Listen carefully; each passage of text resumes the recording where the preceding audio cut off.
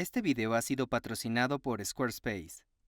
El yodo elemental se suele utilizar para demostrar la sublimación, que es cuando algo pasa directamente de la fase sólida a la gaseosa sin pasar por la líquida.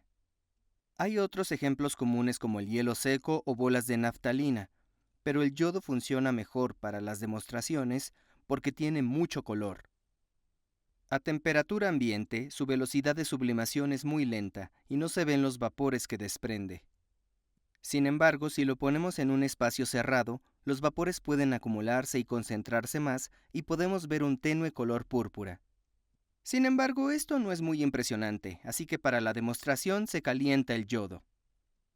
A medida que el yodo se calienta, más moléculas hacen la transición de la fase sólida a la gaseosa y se desprende mucho más vapor.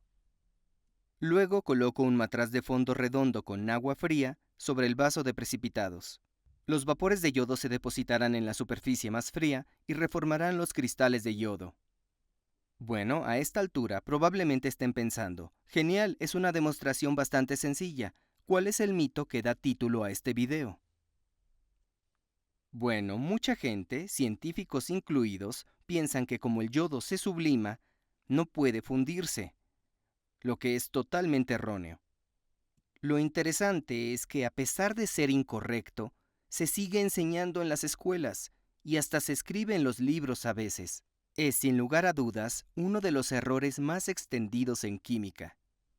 Por ejemplo, hice una búsqueda rápida en Google y encontré unos cuantos libros que propagan este mito.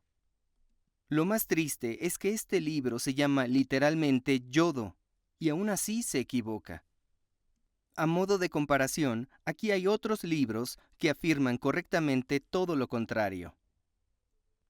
Lo curioso es que este también se llama solo yodo, pero este sí acierta. En fin, a esta altura más o menos les estoy diciendo que no les crean algunos libros y que les crean a otros sin pruebas reales. Sin embargo, puedo demostrárselo muy fácilmente. Haré la misma demostración que antes, pero esta vez pondré el calor mucho más alto. Cuando hago esto, se puede ver que el yodo comienza a derretirse. A medida que sigo calentando, todo acaba licuándose, y a partir de ese momento, técnicamente es evaporación y no sublimación. Por ende, si realmente quieren demostrar la sublimación y no engañar a los alumnos, es muy importante mantener la temperatura por debajo del punto de fusión. El punto de ebullición del yodo es de unos 184 grados centígrados, pero la placa está mucho más caliente.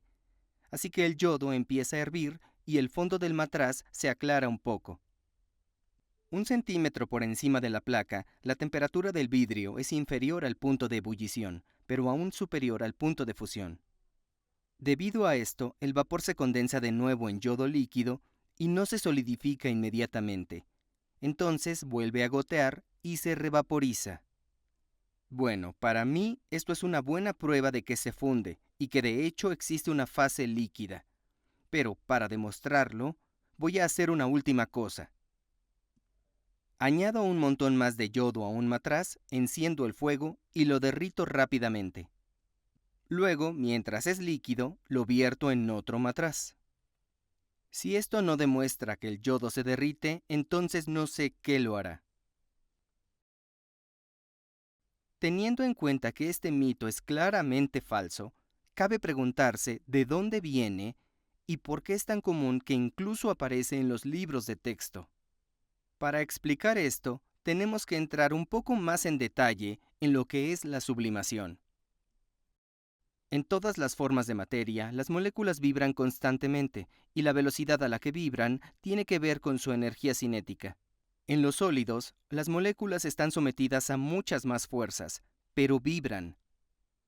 Sin embargo, un sólido no tiene una energía cinética uniforme, sino una mezcla de moléculas con distintos niveles.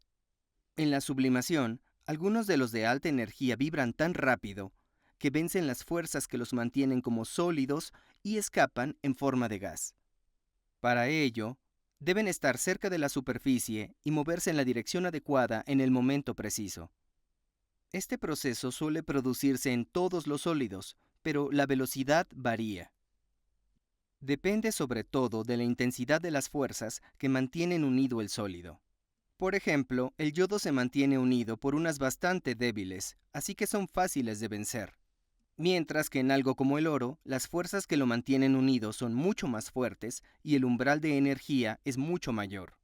Esto significa que es menos probable que haya moléculas por encima. Independientemente de la sustancia, si queremos aumentar su velocidad de sublimación, debemos conseguir que más moléculas superen el umbral, lo que se consigue aumentando la temperatura. Esto es exactamente lo que vimos con el yodo. Aumenté la temperatura, el número de moléculas por encima del umbral aumentó y la velocidad de sublimación también. Ahora, para ahondar más en la explicación, debo hablar de algo que se llama diagrama de fases. Básicamente, permite calcular la fase en la que debería estar una sustancia, dada la temperatura y la presión. Existe un diagrama como este para casi todas las sustancias, pero para esta explicación voy a utilizar el agua. El primer paso para utilizarlo es elegir una temperatura y una presión. Así, por ejemplo, a una presión atmosférica normal de una atmósfera y una temperatura de 20 grados centígrados negativos o 4 grados Fahrenheit negativos, el agua es sólida, lo cual tiene sentido. Sin embargo, como dije antes, todos los sólidos subliman, y esto incluye al hielo, incluso a 20 grados centígrados negativos. Si la presión se mantiene igual y solo aumento la temperatura, la velocidad de sublimación también aumentará, hasta que lleguemos a la línea que separa la fase sólida de la líquida, que está a 0 grados centígrados. En este punto, el hielo se derrite porque las moléculas tienen suficiente energía para vencer las fuerzas que las mantienen como un sólido. A partir de aquí es un líquido, pero si sigo calentándolo, su velocidad de vaporización seguirá aumentando. Técnicamente, ahora se llama evaporación solo porque es un líquido, aunque es más o menos el mismo proceso que la sublimación. Finalmente, llegamos al punto de ebullición, en el que la presión del vapor que sale del agua es igual a la presión atmosférica. En este umbral, la mayoría de las moléculas tienen suficiente energía como para dar el salto a la fase de vapor. Bueno, esto fue para el agua, pero ahora veamos el diagrama del yodo, que tiene un aspecto bastante similar. Voy a empezar a temperatura ambiente y presión atmosférica normal, lo que nos sitúa directamente en la zona sólida. Al aumentar la temperatura, la velocidad de sublimación también aumenta, hasta alcanzar el punto de fusión a unos 114 grados centígrados. Entonces, si seguimos calentándolo y evaporándolo, alcanzará el punto de ebullición, que es lo que vimos antes. Entonces, por lo que vimos hasta ahora, no tiene sentido decir que si algo sublima, entonces no puede fundirse. Sin embargo, eso es porque en los dos casos que analizamos, la presión atmosférica está por encima del punto triple. ¿Qué pasa si la presión atmosférica está por debajo del punto triple, como con el hielo seco? Empecemos con unos 100 grados centígrados negativos. Al aumentar la temperatura, también aumenta la velocidad de sublimación. Cuando llega a unos 78 grados centígrados negativos, la presión de vapor ya es igual a la atmosférica y quiere convertirse en gas. Es como lo que vimos con el punto de ebullición del agua y el yodo, solo que ahora el punto de ebullición está por debajo del punto de fusión. Esto se debe a que el punto de fusión depende casi exclusivamente de la sustancia, mientras que el punto de ebullición depende tanto de la sustancia como de la presión exterior. Ocurre que la presión atmosférica en la que vivimos lo sitúa en esta línea. Si quisiera que el hielo seco se derritiera primero y luego hirviera, debería aumentar la presión por encima del punto triple. En cualquier caso, cuando llega a este límite entre las dos fases, el proceso que ocurre es similar al de la ebullición en los líquidos, pero para diferenciarlo lo llamamos sublimación. Pero esperen un poco, antes les dije que la sublimación era un proceso que ocurre en todos los sólidos y es similar a la evaporación. Pero parece que ahora les digo que se parece a la ebullición. ¿Qué sentido tiene eso? Bueno, básicamente no lo tiene, y ese es el problema. Con los líquidos tenemos dos palabras diferentes, evaporación y ebullición, que describen dos procesos distintos. Pero con la sublimación, por alguna razón, solo tenemos una. Por eso, es correcto decir que si algo se sublima, no puede fundirse, pero todo depende del proceso al que nos refiramos. Algunos sortean el problema diciendo que por debajo del punto de fusión se sigue llamando evaporación y afirman que la sublimación solo debería usarse para describir el cambio de fase cuando algo está por debajo del punto triple. Sin embargo, creo que si todos utilizáramos estas definiciones, tendríamos una sola palabra, evaporación, para las fases líquida y sólida, lo que también causaría problemas. Voy a utilizar Wikipedia como ejemplo rápido de lo imprecisa que es la definición. En la página de la sublimación, comienza definiéndola como algo que solo ocurre por debajo del punto triple. Bueno, es un buen comienzo, pero luego dice que también es la transición genérica de sólido a gas. Y en el resto del artículo utiliza ambas definiciones indistintamente. Para resolver esta confusión, debemos crear un nuevo término que describa exclusivamente la evaporación de sólidos. El término sublimación solo describiría entonces el cambio de fase que se produce por debajo del punto triple.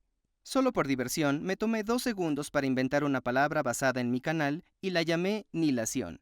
De este modo, el yodo ya no se sublima, sino que se nilata.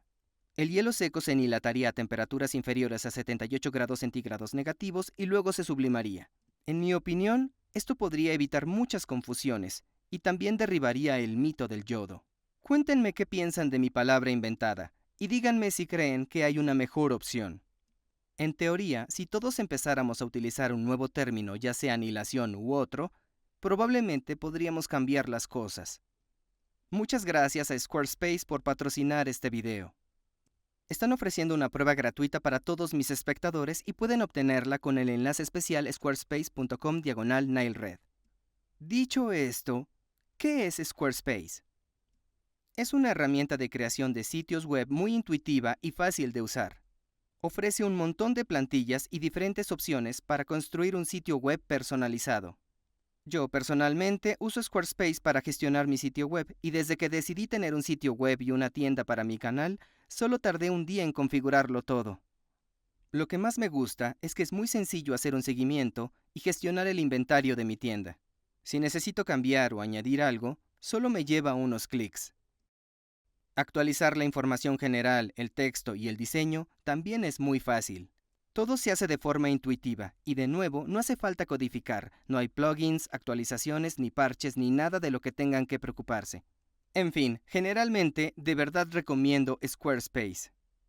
Si les interesa crear su propio sitio web y apoyarme al mismo tiempo, pueden obtener una prueba gratuita en squarespace.com/NileRed.